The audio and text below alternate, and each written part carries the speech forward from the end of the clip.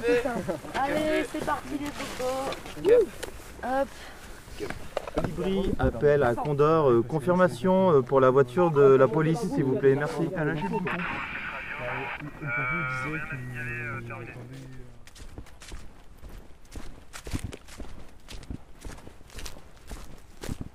Ici, on est sur la Châtaigne ou la Castagne, qui est un des nombreux lieux de vie, d'organisation collective de la ZAD, notre grand village contre l'aéroport. Ce lieu a la particularité d'avoir été construit suite à la manif de réoccupation du 17 novembre. Donc il a vraiment été porté par, on va dire, l'énergie de 40 000 personnes et des milliers de petites mains qui ont fait des chaînes et des chaînes pour faire venir tous les matériaux au milieu des bois sur ce terrain défriché pour construire là, comme on voit, donc une cuisine, une grande salle de réunion d'au moins 80 mètres carrés, un atelier manufacture, 2 dortoirs, enfin plein de choses pour pouvoir s'organiser. Ce lieu de vie a vraiment pour vocation à être un lieu d'organisation. Voilà pour ce lieu. Après, il y en a plein d'autres, des lieux, on reconstruit partout. Parce que depuis le 16 octobre, où ils ont commencé une opération militaire pour tenter de vider la zone, ils ont quand même réussi à détruire un paquet de lieux. Ils ont détruit 15 lieux de vie. C'est pour ça qu'on a besoin de reconstruire et de se réorganiser. Moi je suis Julien Durand, le porte-parole de la CIPA. Ça va faire la 7e semaine que nous sommes là tous les jours présents pour empêcher les démolitions et les expulsions. C'est un formidable élan solidaire. Nous allons sans doute faire un grand rassemblement cet été. Il faut que le gouvernement y prenne conscience qu'il y a un mouvement populaire en faveur de Notre-Dame-des-Landes, comme d'autres luttes ensemble, que le changement promis par François Hollande, c'est pas pour dans 6 mois, c'est pas pour dans 5 ans, c'est pour tout de suite. Et s'ils ne sont pas capables de prendre la mesure de la réaction populaire qui s'est exercée, c'est grave pour eux et c'est grave pour l'avenir du PS en France. On voit dans les gens qui viennent et la sympathie qu'il y a autour de ce mouvement, plein de gens qui disent mais c'est l'hiver, on déloge des gens sous des prétextes alors que le projet n'est même pas engagé, les décrets ne sont pas publiés, c'est pas voté, c'est pas décidé.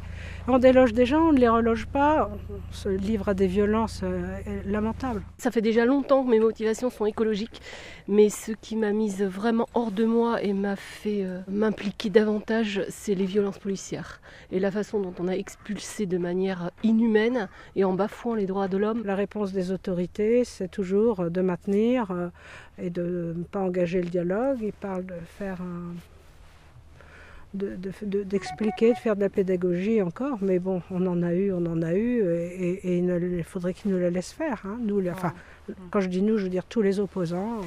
C'est le Père Noël qui passe. C'est mon colis de Noël. Je l'amène à ceux qui le méritent. En fait, il y a des nouilles au cèpe, il y a des petits alcools, il y a du sucre pour faire de la barbe à papa. Enfin, que des choses inutiles, quoi. Et puis un peu de miel et un peu de chocolat quand même. Voilà, donc normalement, c'est des réjouissances. Mon rôle, c'est un citoyen ordinaire qui n'accepte pas les choses en l'état et qui apporte son petit grain de sable à la montagne de contestation. Ça s'arrête là. Je connais des gens bien pensants, bien propres sur eux, qui lavent le linge, qui font à bouffer, qui ravitaillent, qui font des dons. Dans tout mouvement de contestation, il faut bien une solidarité à un tas de niveaux. Ouais, suis le chemin, c'est cool. On était obligé de quoi comme des petits lapins parce que il y avait de la grenade dans tous les sens. Ah, je suis tombé sur ce chemin-là déjà, il faut qu'on parte à droite. Voilà, on va rentrer. On va rentrer dans la Châtaigneraie. C'est autogéré par pas mal de jeunes et de moins jeunes, avec un énorme élan de sympathie. Il y a facilement entre 500 et 3500 personnes selon les jours sur le site. Ça va durer très longtemps. Là, il va y avoir une guerre, ça va pourrir. Ça ne pourront jamais sécuriser la zone. C'est beaucoup trop grand. Ça fait 4 km de long par 3 de large. Et compte tenu du niveau de contestation grandissant, plus les courants de solidarité qui sont largement en place maintenant dans la quasi-totalité des départements français, il va falloir qu'ils réalisent leur position. Il faudra trouver un bon prétexte, un moratoire, je sais pas, un truc, une astuce. Ah, ça passe par là. Pour que tout le monde s'en sorte à peu près fièrement, sans avoir perdu la campagne. C'est joli la démocratie participative, mais quand ça n'en a que le nom, ça va pas très loin. Je pense que là on est parti pour un bras de fer, il y a pas mal de lobbies en place qui se mettent, avec des intellectuels, des économistes. Donc la partie est très loin d'être gagnée. Il va passer encore plus bas là, je te dis, avec... Non mais regarde, on se croirait au... Non mais sans déconner.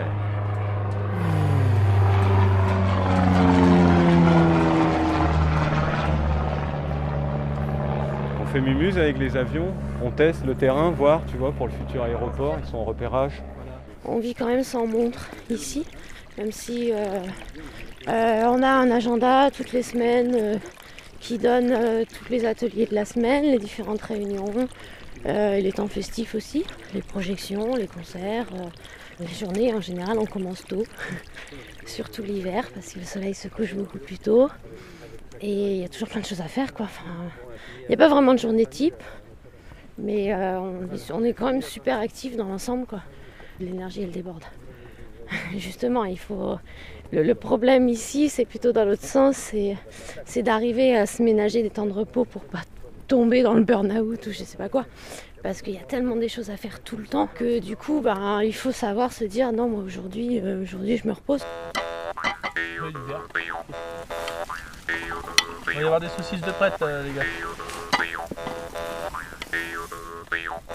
Allez les gars, combien vous paye pour faire ça?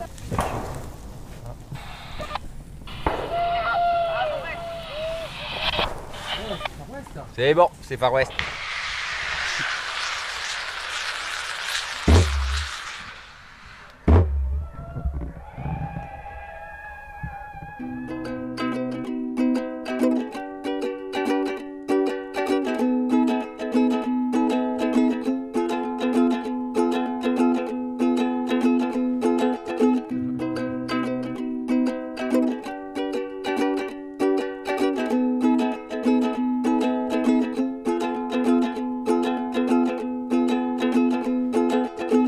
Ici, il y a une créativité extraordinaire.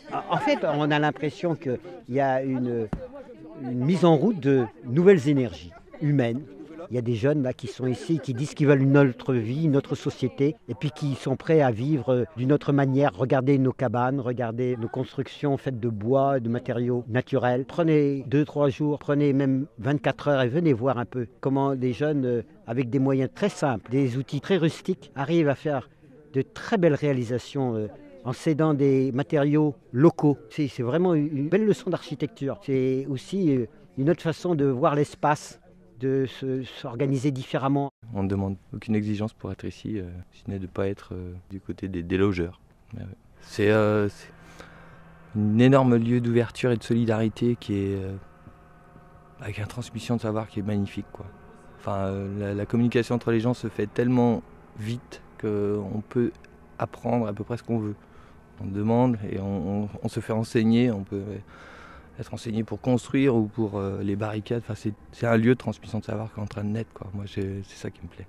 Moi, je suis plutôt jeune, j'ai moins de 30 ans. Et je considère que c'est plutôt à nous, les jeunes, de décider des choix de société pour l'avenir. Et nous, les jeunes, on est constamment discrédités, on est constamment déconsidérés. Et nos revendications sont rarement prises au sérieux.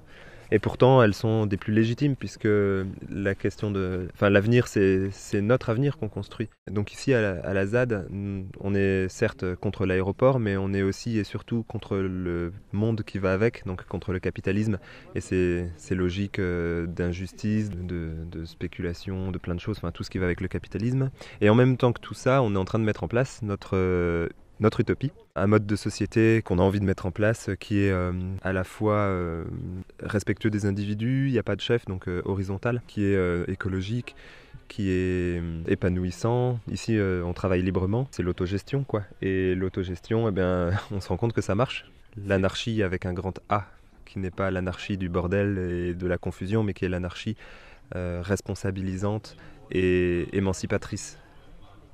Je pense que très peu de gens ici vont utiliser le terme d'anarchie pour définir ce qu'ils font, parce que le mot anarchie est très galvaudé, il a pris une connotation très péjorative à cause des médias, hein. Et de ce fait on préfère utiliser d'autres mots comme libertaire ou comme autogestion, mais ça revient à ça, oui, c'est de l'anarchie, l'anarchie à comprendre comme le A hiérarchique avec le A privatif. L'espoir d'ici, là, c'est de pouvoir fabriquer ta nourriture, faire des conserves, totalement autonome, mais en collectif.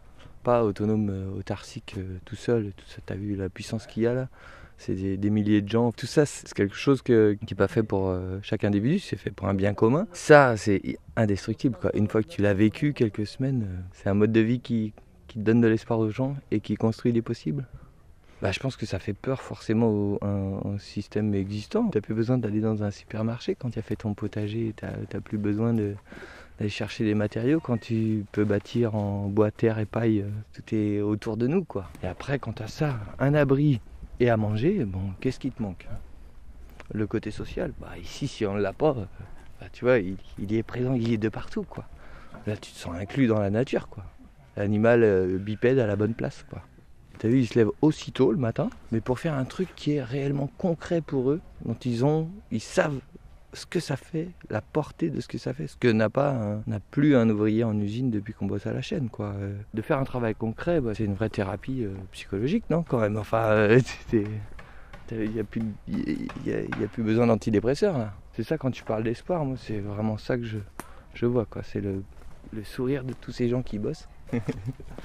La suite, il faut qu'elle se fasse sur le plan juridique, ce qui a déjà été engagé, puisqu'il y a des recours devant à l'Europe, donc il faut que les recours aillent au bout, et c'est ça qu'il faut qu'on réussisse à obtenir, c'est-à-dire l'arrêt des expulsions, l'arrêt du défrichage des territoires, et qu'on puisse mener nos actions juridiques jusqu'au bout, puisque ce projet n'est pas conforme avec les lois européennes sur l'eau. Donc voilà, donc en fait, moi, ce que je vois aujourd'hui, c'est qu'il y a des gens qui résistent sur le terrain, il y a des gens qui résistent dans les associations, parce qu'il y a des comités de soutien qui se créent absolument partout, et il y a des gens qui résistent dans les partis politiques, hein, et c'est cette convergence-là sur la lutte contre ce projet qui fera qu'on va aboutir à l'abandon de ce projet, ça ne peut pas être autrement. On lâche rien, on lâche rien, on lâche rien, on lâche rien, on lâche rien, on lâche rien.